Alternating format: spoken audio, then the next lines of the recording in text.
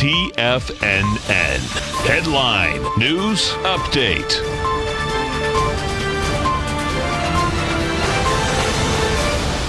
Good afternoon, everybody. I'm Tommy O'Brien, coming to you live from TFNN headquarters in Clearwater, Florida. It's Tuesday. It's 1 p.m., 3 hours left to go in the trading day. Let's check in on the markets as all the major indices currently in the red, led by the Dow Jones, negative 298 points, trading at 23,864.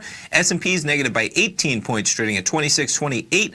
And the NASDAQ currently negative by 10 points, trading at 7,055. Let's jump over to the Nadex platform, check in on some of the futures markets with 3 hours left to go in the trading day. So, of course, 4:30 p.m. Eastern time today, 3.5 hours from right now, we'll get Apple earnings. So that, of course, laying over the markets as we come into the closing bell.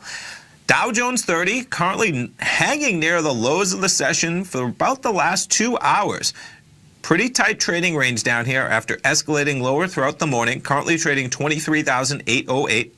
NASDAQ 100, a little bit of a different chart here as we've been bouncing around up and down, 6605 in the NASDAQ 100. S&P 500, pretty much hanging near the lows. These are 5-minute bars as we speak, approaching those lows. S&P 500 currently trading 2627.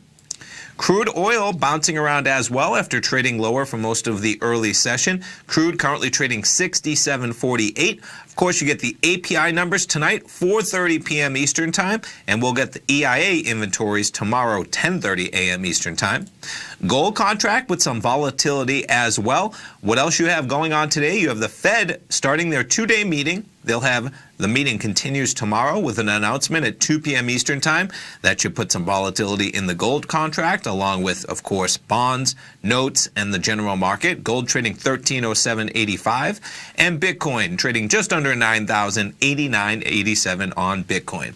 So, as we said, you got Apple earnings coming after the bell. There's articles everywhere that you want to search for in terms of Apple earnings. Jumping around to some of the numbers. So here's one. The company is expected to report sales of 51.9 million iPhones for the unit, with an average selling price of $740. Now, for the third quarter, they're looking for forecasts of 39 million with an average selling price of $691. So those will be some data points. What's also going to be in there, of course, is whether they're going to be given any money back to shareholders in terms of a buyback and everything else that will come with those Apple earnings.